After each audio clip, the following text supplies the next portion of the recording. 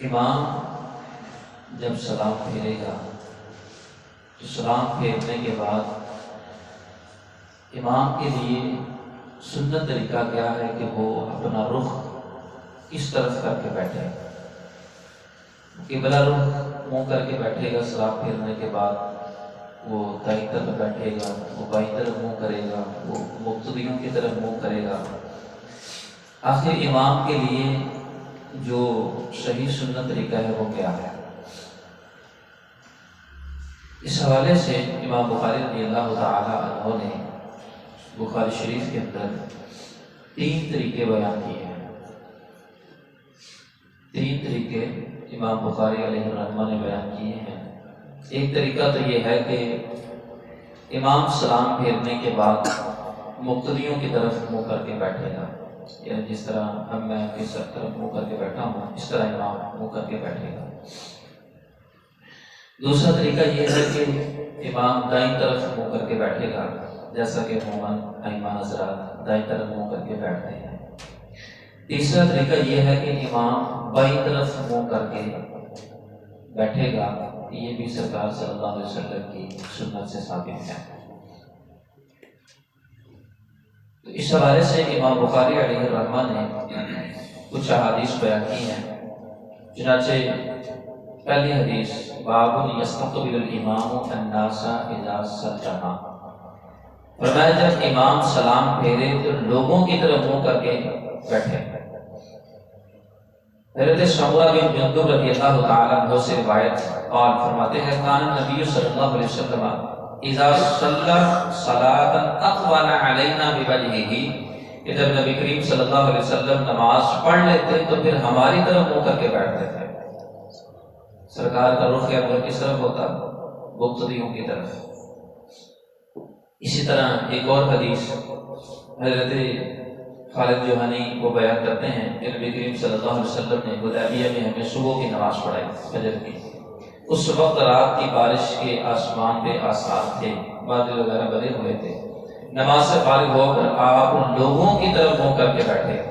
اسی طرح اس کے علاوہ مزید آگے باب کے اندر امام بخاری نے دائیں اور بائیں طرف منہ کرنے کے حوالے سے بھی باب باندھا ہے۔ باب الانفتال والانصراف عن الیمین والشمال،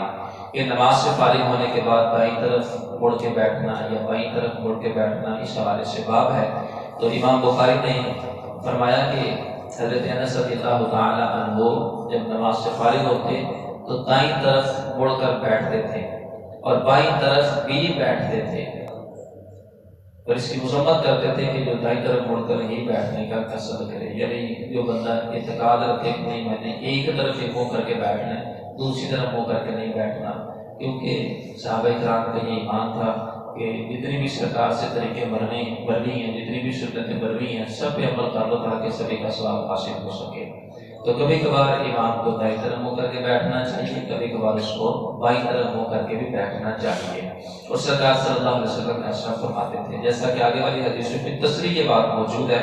حضرت عمیر و حضرت اسود سے حضرت عبداللہ بن مسعود نے فرمایا کہ تم میں سے کوئی شخص اپنی نماز میں شیطان کا کوئی حصہ نہ بنائے کہ وہ یہ اعتقاد کرے کہ اس پر واجب ہے کہ وہ صرف دائیں طرف منہ کر کے بیٹھے، کیونکہ میں نے کثیر مرتبہ دیکھا ہے نبی کریم صلی اللہ علیہ وسلم بائیں طرف منہ کر کے بیٹھتے تھے۔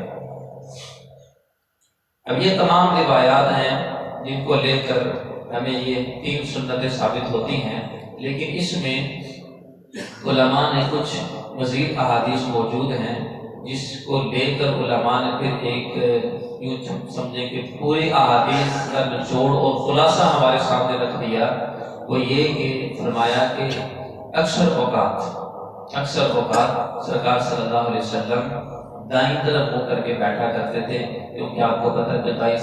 سائڈ اس کو فضیلت حاصل ہے، دائیں طرف کو فضیلت حاصل ہے، دائیں ہاتھ کو فضیلت حاصل ہے، جو دائیں بیٹھا ہو اس کو فضیلت حاصل ہے۔ حضور کے اس حوالے سے دائیں طرف کے حوالے سے بہت سارے روایات اور اعمال موجود ہیں۔ فرمایا کہ جو دائیں طرف والا وہی زیادہ حقدار ہے۔ تو صحابہ کرام کے دینے کے حوالے سے، لینے کے حوالے سے، بٹھانے کے حوالے سے ہمیشہ دائیں طرف سے جناب وہ سرکاری ابتدا فرماتے تھے، اور لین دین کے اندر بھی دائیں کو ترجیح دیتے تھے۔ تو ایک تو بات کلیئر یہ ہوگی کہ عام نمازوں کے اندر ان نمازوں کے اندر جو ظہر کی نماز ہے، اس طرح جو مغرب کی نماز ہے اور جو عشاء کی نماز ہے، ان تین نمازوں کے اندر امام کے لیے مستحب اور بہتر یہ ہے کہ وہ دائیں طرف ہو کر کے بیٹھے، اور فجر کے اندر اور عصر کی نماز کے اندر علماء نے توضیح فرمائی، جس طرح کہ پیچھے حدیث بھی گزری تھی، ان دو نمازوں کے اندر بالخصوص مقتدیوں کی طرف منہ کر کے بیٹھیں، اور فجر میں اور عصر میں چونکہ بعد میں نوافل نہیں ہوتے، اس لیے ان دو نمازوں کے اندر بندے کے لیے مستحب ہے، سنت ہے کہ وہ مقتدیوں کی طرف منہ کر کے بیٹھے۔ لیکن اس کے اندر بھی بہتر طریقہ یہ ہے کہ پیچھے دیکھ لیا جائے کہ نمازی نماز تو نہیں پڑھ رہا، اگر کوئی امام کی سیٹ میں پیچھے کھڑا ہو کے نماز پڑھ رہا ہے تو پھر امام مقتدیوں کی طرف منہ کر کے نہ بیٹھے، کیونکہ پھر بیچ میں شرعی عذر آ جاتا ہے اور وجہ آ جاتی ہے کہ بھئی نمازی کی طرف منہ کر کے بیٹھنے کی اجازت نہیں ہوتی ہے۔ لہٰذا اگر کوئی نمازی نماز پڑھ رہا ہو تو پھر بھی امام دائیں طرف منہ کر لے یا بائیں طرف منہ کر لے، نمازی کی طرف منہ نہ کرے، کیونکہ یہ عمل جائز نہیں ہے۔ اگر کوئی نمازی نہیں ہے تو پھر نمازیوں کی طرف بیٹھنے کو ترجیح دے فجر میں اور عصر کی نماز کے اندر۔ باقی رہی یہ بات کہ قبلہ کی طرف رخ کر کے بیٹھنا، چوتھی جو صورت ہے قبلہ کی طرف رخ کر کے بیٹھنا، یہ نہیں بیٹھنا چاہیے۔ کیوں؟ اس میں وجہ یہ ہوتی ہے تاکہ جو باہر سے آنے والا شخص ہے اس کو پتا ہو کہ نماز مکمل ہو چکی ہے، وہ کہیں اشتباہ کے اندر یا غلط فہمی میں وہ امام کے پیچھے اقتداء کی نیت کر کے بیٹھنا دے کہ ہو سکتا ہے ابھی تک امام نے سلام ہی نہ پھیرا ہو۔ تو جب امام بالکل قبلہ رخ بیٹھے گا تو اس کو متشابہ لگ سکتا ہے اور وہ پیچھے اقتداء کی نیت کر کے بیٹھ سکتا ہے کہ ہو سکتا ہے ابھی تک امام نے سلام نہیں پھیرا۔ لیکن جب امام دائیں طرف یا بائیں طرف یا مقتدیوں کی طرف منہ کر کے بیٹھ جائے گا پھر اس کو کلیئر ہو جائے گا کہ نماز مکمل ہو چکی ہے۔ یہی وجہ ہے کہ یہ جو مقتدی ہوتے ہیں، مقتدیوں کے لیے سنت یہ ہے نماز کے بعد کہ یہ کوئی چاند دے اپنی جو صف ہے اس کو آگے پیچھے کر دیا کرے۔ آگے پیچھے مطلب کوئی نمازی آگے ہو کے بیٹھ جائے، کوئی نمازی پیچھے ہو کے بیٹھ جائے، اس طرح بعد نمازی چار جانوں بیٹھ بھی جاتے ہیں، تو یہ اچھی بات ہے۔ اس کا مقصد بھی یہی ہے تاکہ جو بعد میں آنے والا شخص ہے اس کے لیے یہ بات بالکل کلیئر ہو جائے کہ نماز مکمل ہو چکی ہے۔ سبھی کا تو نہیں کہتے لیکن کم از کم بیچ میں سے کام بھی ہوتا ہے ہمارے ہاں، کوئی دو بندے اس طرف سے صف توڑ دیا کرے، کوئی دو بندے اس طرف سے صف توڑ دیا کرے، کوئی اگلی صف کوئی پچھلی صف، اس انداز کے اندر دو چار اگلے والے صف میں دو چار پیچھے والے صف کے اندر جب نماز مکمل ہو جائے تو آگے پیچھے ہو جائے کرے، تاکہ جو آنے والا شخص ہے اس کے لیے یہ بات کلیئر ہو جائے کہ جماعت مکمل ہو چکی ہے، میں نے اپنی یہ ادا کر